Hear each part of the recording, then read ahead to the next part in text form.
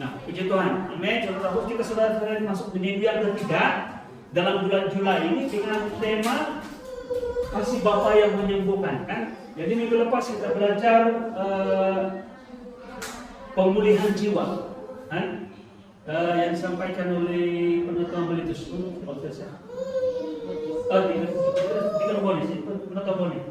Disampaikan pada minggu lepas yaitu pemulihan jiwa. Jadi cuma Tuhan saya bertamu. Kamu bilang kan penutup saya jangan salah paham. Mungkin penutup boleh jelaskan apa itu jiwa. Tapi saya bertamu ini jiwa yang minggu lepas dia korbannya. Jiwa itu bukan berarti emosi dan perasaan saja, tapi cara pikir kita. Beri bahasa saya. Jadi kalau kita bilang saya tidak perlu pemulihan jiwa, saya oke, saya normal, saya tidak ada cut dan sebagainya kan, mungkin slow learner dan sebagainya. Tapi saya berkata kamu perubahan pikiran yang dinyatakan dalam Roma 12 ayat 2 itu pun adalah pemulihan, yaitu memulihkan cara kita berpikir daripada melihat cara duniawi kepada cara Tuhan. Contohnya begini, kalau kita melihat musibah, kita lihat itu sebagai satu pukulan. Itu bersama dengan saya. Tapi kalau kita melihat secara rohani, kita tahu bahwa tidak satu pun perkara terjadi yang Tuhan tidak campur tangan untuk mendatangkan kebaikan. Kita punya pikiran bukan negatif. Jadi kita ubah, kita bicara berpikir daripada cara pikir duniawi. Yang bilang kalau jahat pukul, kan? Jahat pukul, betul kan? Bersalah hukum, kan? Kalau buat baik kasih ganjaran, itu pikir dunia. Tapi kalau kita cara pikir kita sebagai orang yang dibawa firman Tuhan, kita lihat orang salah kita ampuni. Bersama dengan saya. Kita berbuat baik bukan karena kita diberkati, bukan karena kita diberkat, bukan karena kita berbuat baik. Dan kita tahu bahwa seseorang kalau berbuat baik, yaitu Yesus, kita diberkati. Jadi cara berpikir itu pun pemulihan jiwa. Apabila kita melihat dengan benar, hati kita dipulihkan. Kita tidak ada sakit, kita tidak ada kepahitan. Karena kita tahu bahwa Tuhan ada bersama dan campur tangan. Jadi pemulihan jiwa itu adalah lebih daripada apa yang disampaikan oleh khotbah, mungkin limited, tetapi firman Tuhan itu luas, yaitu pemulihan sepenuhnya hidup kita. Amin. Jadi minggu ini kita belajar tentang ketakutan yang mana dapat diusir, dapat disingkirkan dengan mengetahui dan menyadari bahwa kita dikasihi. Amin. Yaitu kasih yang mengusir ketakutan. Haleluya. Mari kita lihat firman Tuhan ini. Dalam Lukas 4:18-19 ini merupakan ayat utama kita sampai dasar. Firman Tuhan mengatakan, Roh Tuhan ada padaku. Oleh sebab Dia telah mengurapi aku untuk menyampaikan kabar baik kepada orang-orang miskin, dan Dia telah mengutus aku untuk memberitakan pembebasan kepada orang-orang tawanan, penglihatan kepada orang buta, dan membebaskan orang-orang yang tertindas, untuk memberitakan tahun rahmat atau tahun anugerah atau tahun kasih karunia Tuhan telah datang. Nah, terus ini ayat firman Tuhan ini dibaca oleh Yesus di sinagog, di satu tempat di rumah ibadah orang Yahudi. Dia baca daripada kitab firman Tuhan ini, kemudian dia tutup. Tapi sebenarnya kalau kita lihat ayat itu, ayat berikutnya ialah tahun penghakiman, dia bilang berikutnya, tapi Tuhan tutup.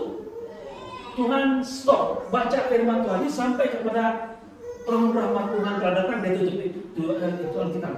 Kan Tuhan memberitahu kita bahwa kita sedang berada dalam tahun rahmat. Tahun bukan penghukuman, ini penghakiman ini akan ada nanti di akhir zaman. Tapi kita dalam tempo, dalam waktu anugerah Tuhan. Amin, Tuhan rahmat Tuhan. Dan sangat-sangat menarik dalam ayat firman Tuhan ini, yaitu kabar baik itu adalah untuk orang miskin. Apa kabar baik untuk orang miskin? Supaya tidak miskin. Macam mana keadaan orang miskin? Hidup meminta-minta, antara lain lah. Kais pagi makan pagi, kais petang belum tentu dapat makan petang. Bisa kembangnya dong, kais petang makan petang lah. Tapi supaya jangan lagi miskin. Apa kabar baik untuk orang-orang yang dalam tawanan, dalam ikatan, dalam bondage? Jangan bilang orang-orang dalam jail saja, dalam penjara. Tetapi pikiran kita pun di dalam penjara. Cara pikir kita, kehidupan kita, cara pembawaan kita pun dalam bondage atau dalam tawanan. Apalagi orang-orang yang terikat dengan addiction ataupun ketagihan, kebiasaan buruk. Tuhan mau bebaskan. Dan dikatakan penglihatan bagi orang-orang buta, bukannya orang buta secara fisikal, tapi juga yang tidak dapat melihat secara rohani. Apa yang berlaku dalam dunia sekarang ini? Yang orang lihat ialah saya nampak kejahatan, saya nampak kekurangan, saya nampak kos kehidupan meningkat dan sebagainya. Dia tidak melihat beyond. Tuhan buka yang membutakan kita melihat bahwa di mana ada kelemahan, bersama dengan saya adalah di mana ada pelanggaran, di mana ada kelemahan, di situ berlimpah kasih karunia. Jadi kalau kita sebagai orang Kristen melihat, kita tidak melihat secara negatif, kita melihat secara luar biasa. Kalau ada kelemahan, kita tahu itu kesempatan untuk kita melihat mukjizat Tuhan. Amin. Jangan membebaskan orang-orang tertindas. Dan saya percaya tertindas ini juga akan melibatkan semua hal, termasuklah sakit penyakit kita. Amin. Dan apa yang kita lihat pada hari ini yaitu pemulihan ataupun mengusir ketakutan dari hidup kita. Amin. Haleluya. Saudaraku, ketakutan kehilangan kuasanya apabila seorang mengenal ketakutan kehilangan kuasanya apabila seorang mengenal bahwa Yesus telah menggenapkan tahun rahmat Tuhan. Maksudnya, apabila kita tahu bahwa kita dalam masa zaman anugerah ini akan mengangkat ketakutan dalam diri kita bahwa hidup kita atau masa depan kita mungkin kita melihat lebih jauh. Anak-anak kita tidak ada pengharapan. Tapi dengar baik-baik. Ketakutan, kerisauan, saya cakap mengenai kerisauan kita tentang hal-hal ini diangkat atau hilang kuasanya kalau kita tahu bahwa kita dalam bersama dengan saya zaman anugerah. Kamu pernah kan nampak kalau restoran dibuka kan, misalnya di Batara salonnya, kita makan satu hari free itu, free makan. Jadi banyak orang yang suka makan. Saya pun suka makan juga, tapi jauh banget Batara sini. Kan dengan daripada Senanggang mau jalan. Tapi kita kalau kita free tak ada kat sini, kita pergi makan. Ada kesempatan ini. Saudaraku, ini bukan free makan satu hari. Ini free anugerah kemurahan Tuhan dalam zaman kita dan sedang berlangsung, masih berlangsung sampai sekarang, sampai Tuhan datang kedua kali. Jadi kalau kita sekarang ini kebenaran ini, situasi kita di zaman anugerah. Jangan samakan diri kita dengan zaman orang di perjanjian lama.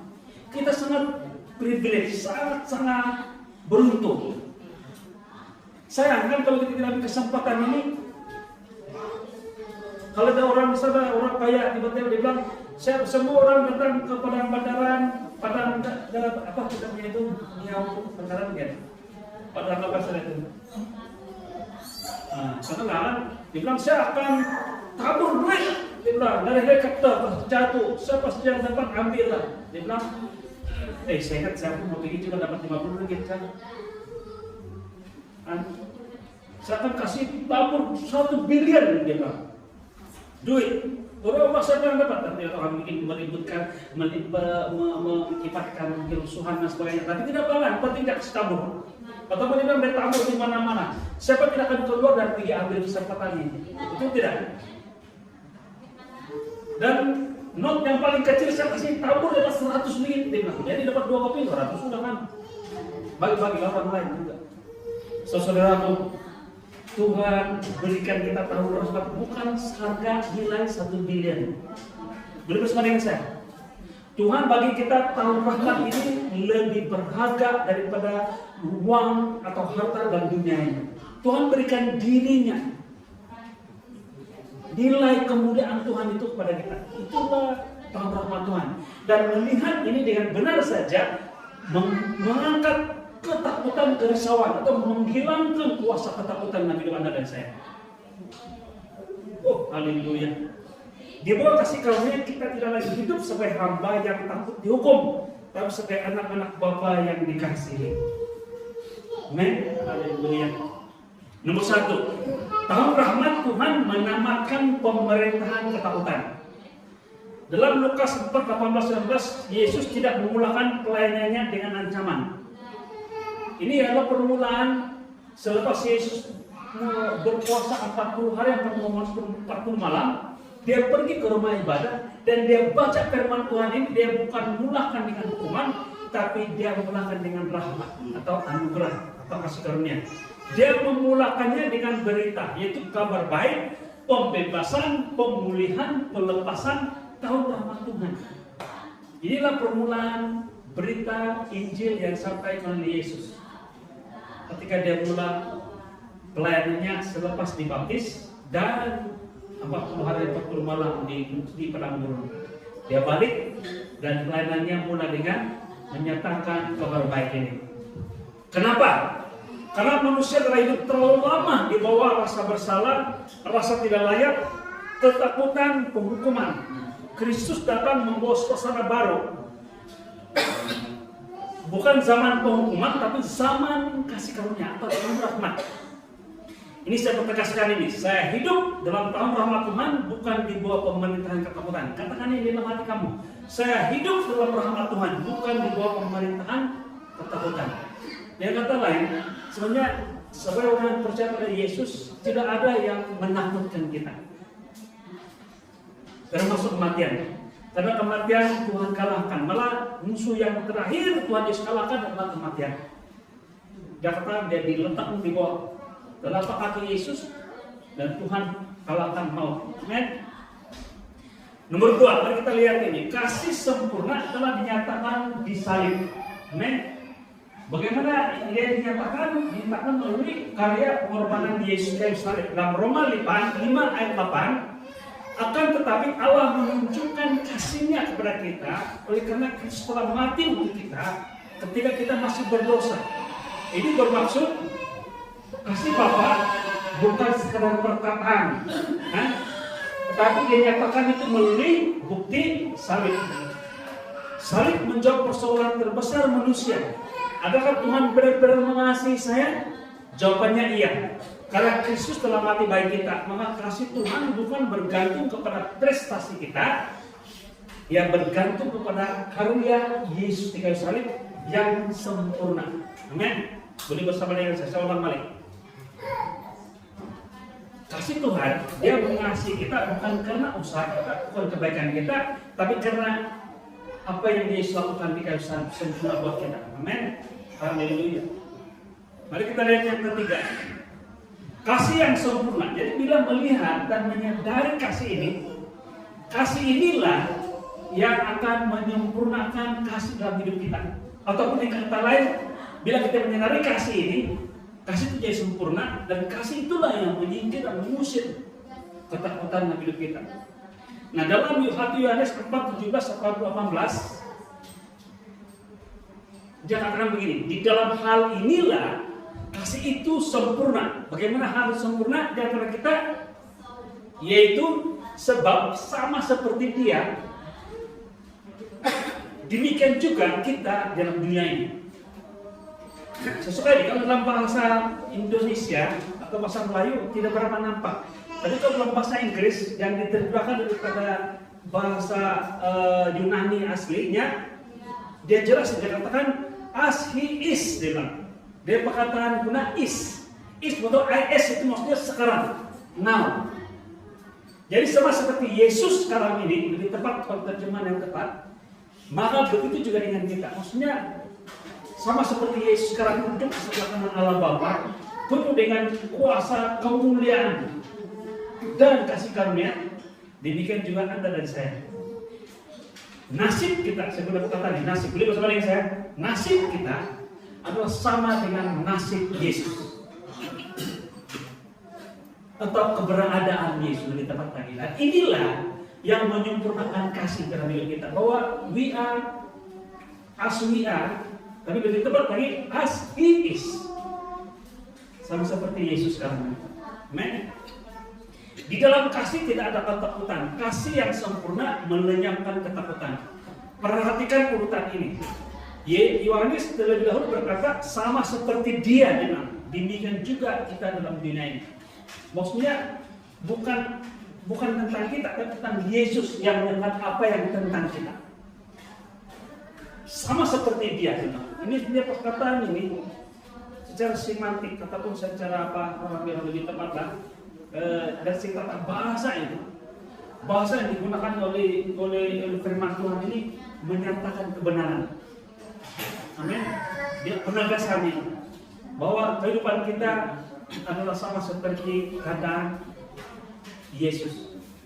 Persoalannya, amin, boleh bersama dengan saya, jemaat Tuhan, boleh bersama dengan saya. Karena minggu lepas kita belajar pemulihan jiwa. Hari ini Tuhan mau supaya kita berpikir sedemikian rupa. Percaya bahwa sama seperti Dia sekarang ini, demikian juga saya sekarang ini.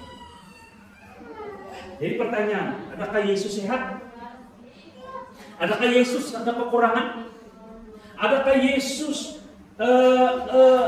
tidak dapat bayar bil? Adakah Yesus tidak cukup kota?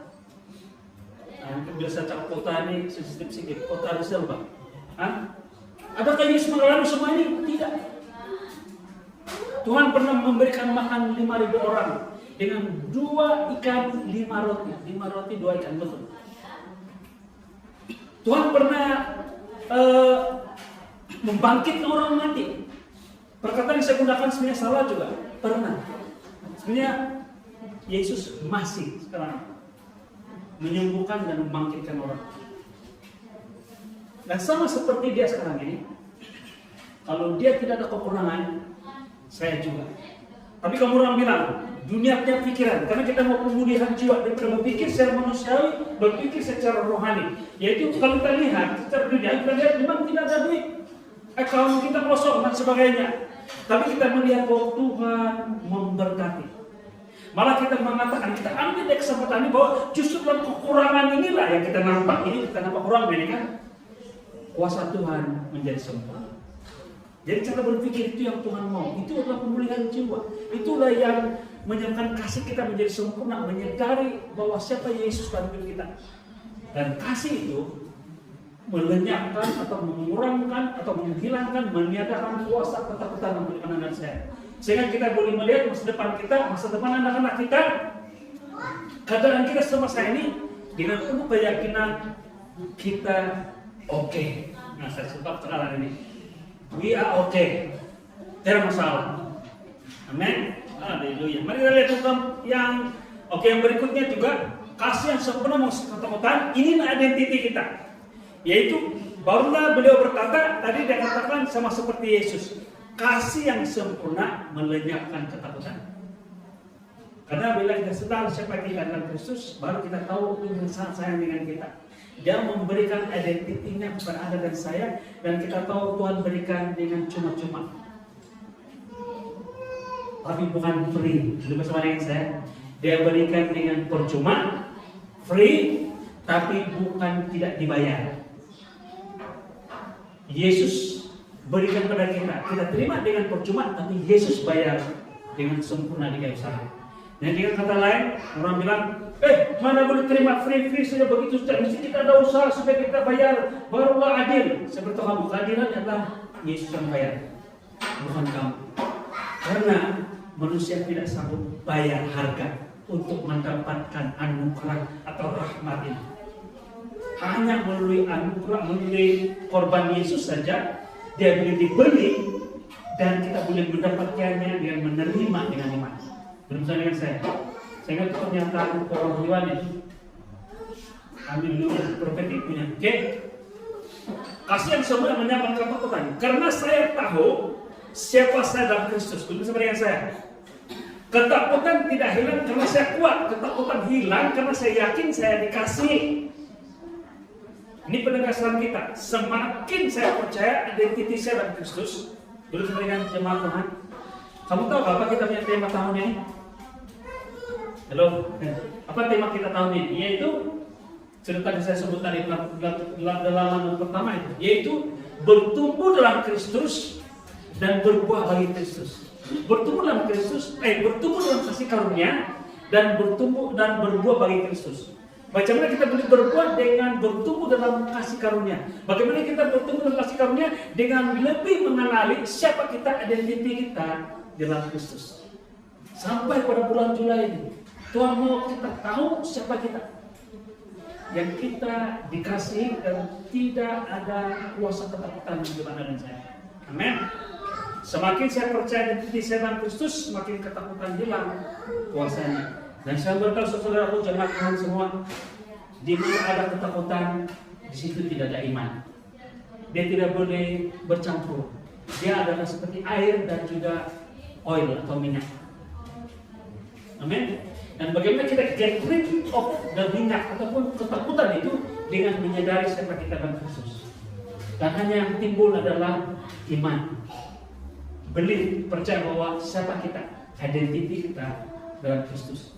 Kamu nampak hal kita berusaha, dan saya percaya melalui pimpin Roh Kudus, anak-anak Tuhan, hamba-hamba Tuhan, anak-anak Tuhan yang berbicara di mimbar ini, menyatakan kepada kita untuk meyakinkan kita, persuade kita, pujuk kita mengerti dan menerima kebenaran ini. Amin. Jadi kadang-kadang bahasa ini memujuk, tapi sebenarnya kuasa pujukan itu ada pada Roh Kudus. Amin. Oh haleluya. Mari kita lihat yang keempat, Roh Kudus menyaksikan bahwa kita adalah anak-anak Tuhan. Amin. Dalam Roma 8, 15 dan 16 dikatakan, sebab kamu tidak menerima roh perhambaan yang membuat kamu takut lagi. Jadi perhambaan itu memberikan ketakutan. Nah, tapi kamu telah menerima roh yang menjadikan kamu anak Allah. Jadi ketakutan dengan hamba itu sinonim. Nah, tapi menerima roh dan juga menerima diri kita sebagai anak itu membangkitkan iman. Haleluya. Perhatikan ayat ini. Dia katakan bukan roh ketakutan, tetapi roh anak. Dia tidak katakan roh itu ketakutan, tapi roh adalah menjadikan kita anak. Bagaimana Roh Kudus memenuhi hati kita, dia tidak mengingatkan dosa, dia tidak memperhambakan kita. Dia bilang tidak. Tapi dia mengingatkan kita siapa.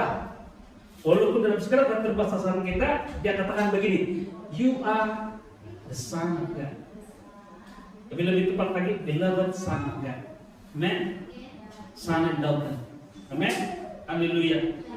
Apabila Roh Kudus memenuhi hati kita, dia tidak mengingatkan kita tentang dosa. Dia mengingatkan kita siapa kita, yaitu engkau anak. Kamu adalah anak. Anak tidak seperti ini. Dia mau kita berubah dari cara pikir kita. Dan apabila kita punya pikiran berubah, saya percaya di manifestasi pekerjaan Tuhan luar biasa akan terjadi. Seperti yang akan dialami oleh gereja kita. Dulu kita percaya kita diberkati, wah kita diberkati, teman-teman, mana itu? Tiada pun. Dan minggu ini, dalam minggu depan ini kita dia menjadi reality. Apa yang dalam roh kita percaya, akhirnya dia lahir dalam reality. Dan saya berkata kamu sini, apa yang lebih benar adalah apa yang dalam roh. Tapi bagaimana kita mengcast ataupun menunaikan ataupun transfer ini menjadi tangible, yang kita bilang tangible sebenarnya yang bisa nampaknya bersifat sementara, tapi apalah adalah iman kita, yaitu bila ketakutan kita, kerisauan kita, keraguan kita diangkat. Macam itu berlaku dengan mengetahui siapa kita, identiti kita, bahwa kita dikasihi Tuhan. Amin. Dan anak tidak hidup dalam ketakutan terhadap Bapa. Yang kelima, kita boleh datang dengan penuh keberanian. Dalam Ibrani 4:16, kenapa dia katakan penuh keberanian?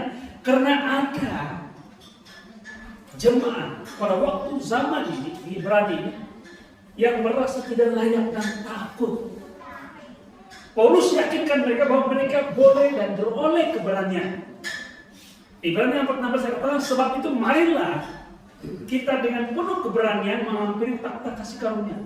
Ayat yang berikutnya katakan supaya kita mendapat pertolongan yang kita perlukan atau pada waktunya. Bagaimana kita boleh berani datang? Apabila kita tahu siapa kita, yaitu we are son and daughter of God. Kita adalah anak Allah.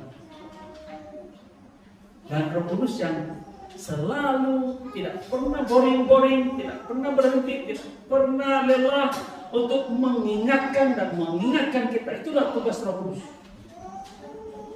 Bagaimana Roh Kudus berbicara hati kamu? Nyatakan itu. Dan saya percaya apa yang pertama-tama dia beritahu kamu ialah you are loved, kamu dikasihi. Amen. Mengapa berani? Karena Kristus ialah imam besar kita. Bukan karena kita sempurna, tapi karena Kristus sempurna. Yang sama seperti dia, demikian juga dengan saya. Takhta Tuhan ialah takhta kasih karunia, bukan takhta penolakan atau takhta penghukuman. Takhta yang kita hampiri dalam zaman kasih karunia adalah takhta anugerah.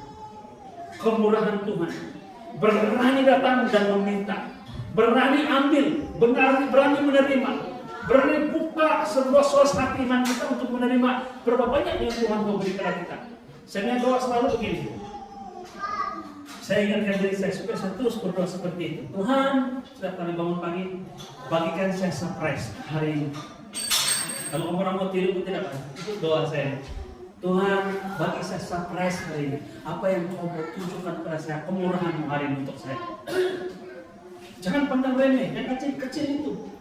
Yang, mari ini saya belanja kau makan gitu. Itu kemurahan. Banyak kali yang sebelum bayar sudah kan, orang sudah bayar, saya tidak kenal siapa bayar. Itu dalam hal aspek, dalam hal makan, dalam hal keselamatan. Kadang-kadang kita under appreciate apa yang Tuhan berikan atau lakukan dalam kehidupan kita sehari-hari. Kita bersyukur kepada hal-hal yang kita nampak baik Tuhan buat. Tapi kita tidak bersyukur kepada apa yang Tuhan lakukan terlebih dahulu yang kita tidak nampak. Sebenarnya Tuhan sudah tolong kita. Contohnya Tuhan elakkan kita daripada mengalami kemalangan. Kita daripada poin A ke poin B sampai selamat. Syukurlah kalau kita bilang haleluya, puji Tuhan, terima kasih selamat sampai. Haleluya. Tapi kebanyakan masalah apabila kita dalam perjalanan kita mengalami kemalangan dan kita tidak dapat.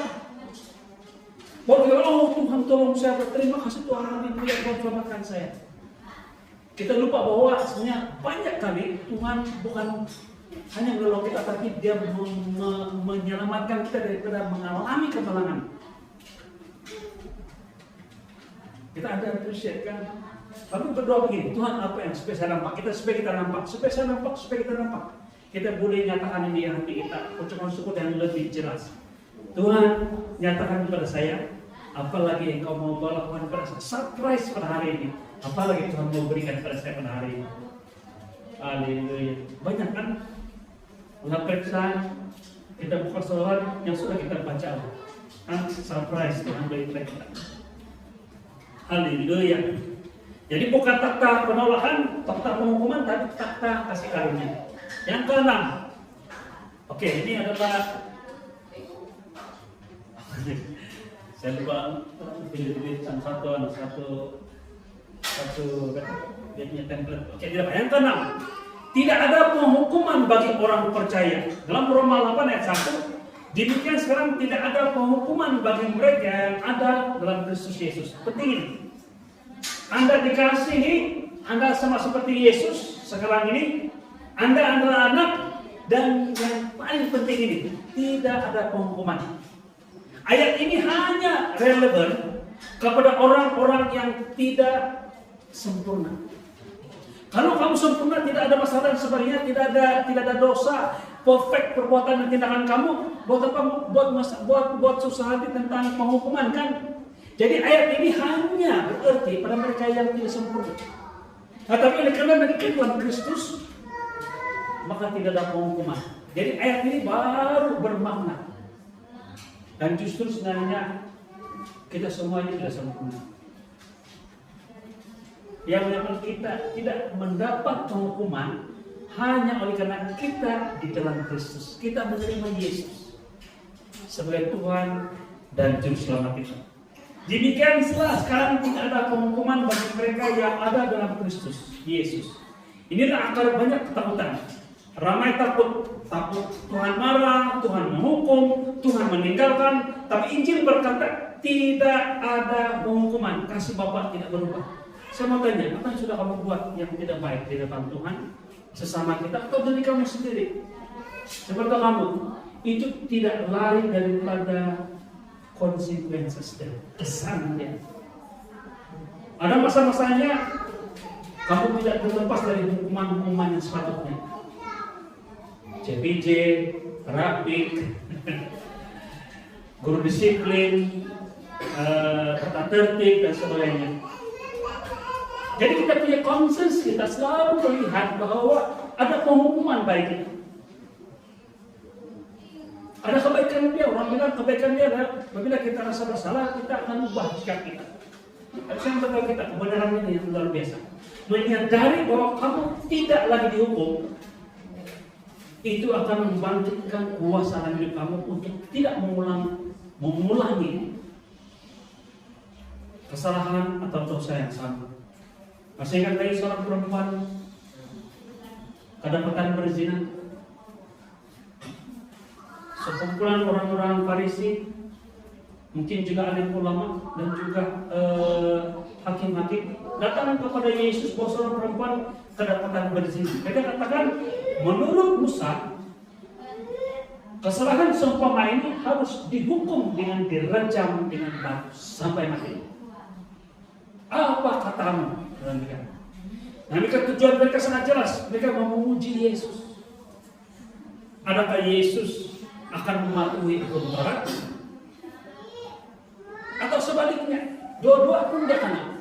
Kalau dia mematuhi hukum Taurat, orang-orang di luar sana bilang, tapi dia bilang kasihlah sama manusia, tanpa pipi kiri, tanpa bagi pipi kanan. Tapi kalau dia suruh juga hukum, kasihan aja perempuan, macam dia tidak hukum pula seperti apa yang dia nyatakan. Dia tidak lakukan apa yang dia nyatakan. Tapi kalau dia bilang, oh jangan apa-apakan perempuan ini, ampuni dia. Terus yang orang kasih berkata, nah kamu sudah melakukan hukum Musa. Jadi either way, Tuhan Yesus sudah terperangkap, tapi hikmat Tuhan luar biasa. Tuhan Yesus tidak terus bercakap. Dia tunduk dan dia menulis di atas tanah. Dan kita tahu bukan tanah sebenarnya, di perkarangan baik Allah itu batu semuanya. Seakan-akan Tuhan Yesus sedang menulis di atas batu. Dan orang menunggu sabar, dia punya karena apa yang dia tulis atas batu ini. Tapi sebenarnya ada satu yang signifikan di sana. Ketika Tuhan Yesus menulis di atas batu, dia sedang mengatakan begini, kamu datang mau memuji saya tentang hukum hakam ini. Saya yang menulis hukum Taurat itu.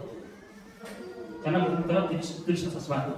Nah dia sendiri yang katakan begini, ini yang luar biasa. Dia katakan, siapa di antara kamu yang tidak pernah melakukan dosa, tidak pernah berdosa, dari kecil tidak pernah berdosa, dialah pertama hukum di perempuan. Karena orang yang tidak berdosa saja yang layak menghukum perempuan ini. Dan kamu tahu siapa yang sebenarnya paling layak menghukum perempuan itu pada waktu itu yang tidak pernah berdosa? Yesus. Kemudian dia tunduk lagi, dia tulis kedua kali. Dua kali. Jangan lupa, batu yang pertama, batu hukum law, 10 hukum itu yang pertama ditulis oleh Tuhan di atas gunung Sinai itu dibawa oleh Musa. Ketika dia dapat orang-orang Israel berdosa, dia kasih pecah itu batu. Karena kalau ini batu law, ini batu hukum ini karena kamu sudah melanggar hukum yang pertama, sudah kamu melanggar, dia kasih pecah. Dan Tuhan bilang, Moses naik balik. Dan Tuhan Musa naik balik, dan Tuhan Yesus Bapa di surga tulis yang kedua kali. Maksudnya batu lo ditulis 2 kali. Kali yang pertama sudah dipecahkan oleh Musa. Dan tunduk balik dia tulis kedua kali.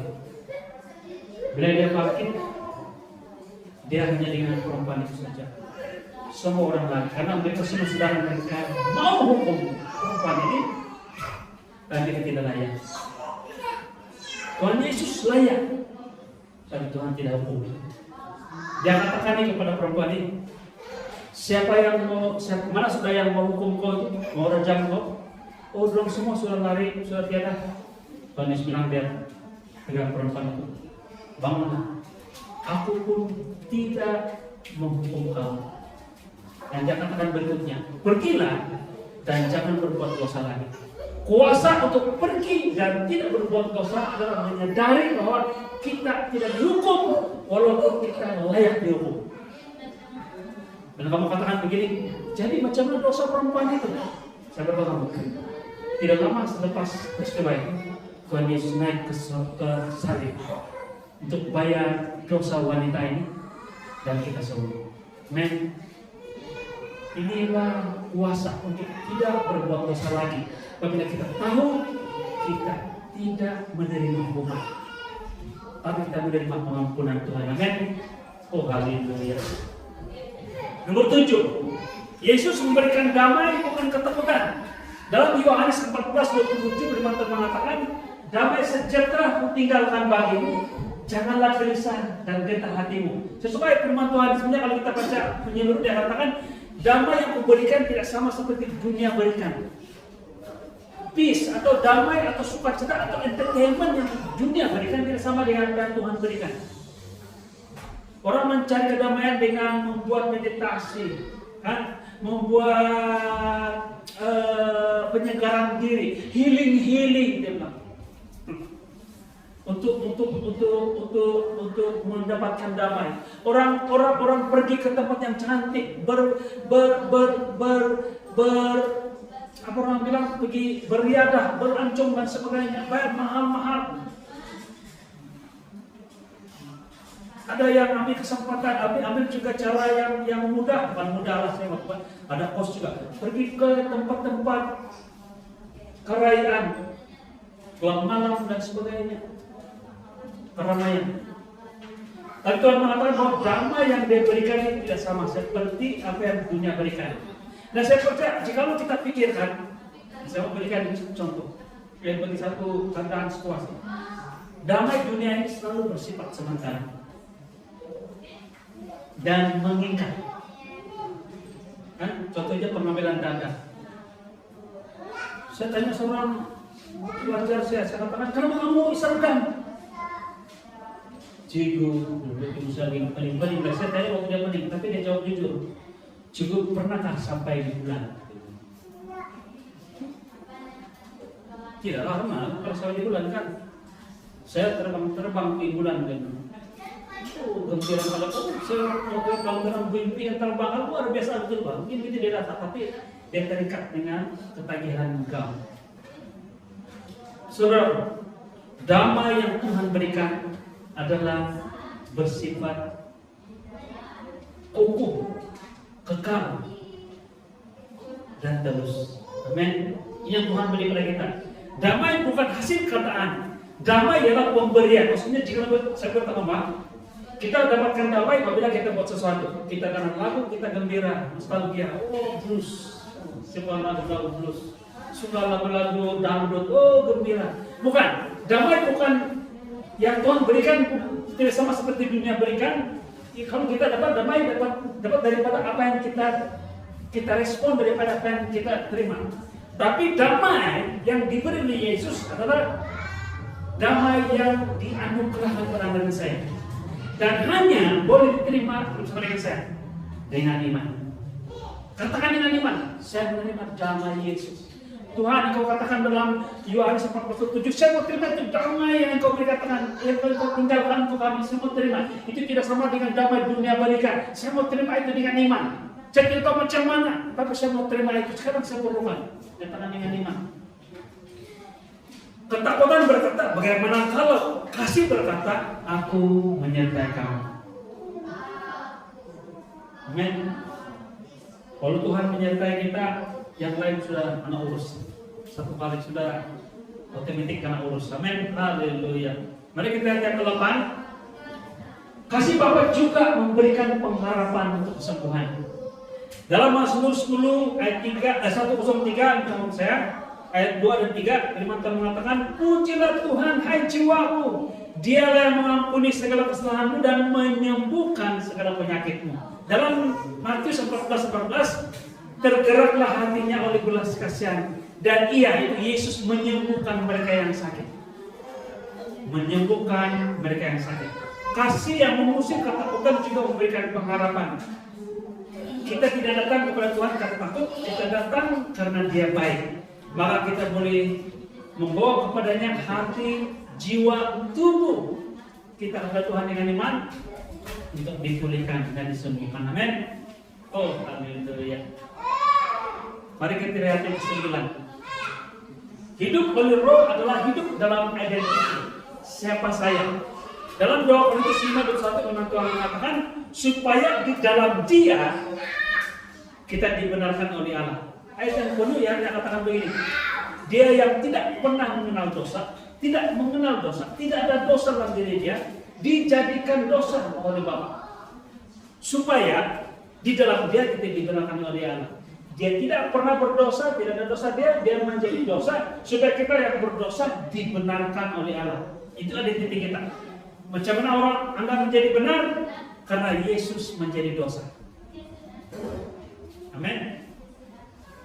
Macam mana Yesus menjadi dosa tanpa melakukan dosa, demikian juga Anda menjadi benar tanpa melakukan kebenaran. We receive by faith. Dalam 1 Yohanes 4:17 firman Tuhan menyatakan sama seperti Dia demikian kita juga kita dalam dunia ini. Yang sudah kita sebut tadi. As He is, so are we in this world. Kasih Bapa bukan sekedar perkataan, kasih itu mempunyai bukti, yaitu salib. Salib menjawab persoalan terbesar manusia. Adakah Tuhan benar-benar mengasihi saya? Jawabannya iya. Karena itu setelah mati, bagi kita maka kasih Tuhan bergantung kepada bukan bergantung kepada prestasi kita, dia bergantung pada karya Yesus.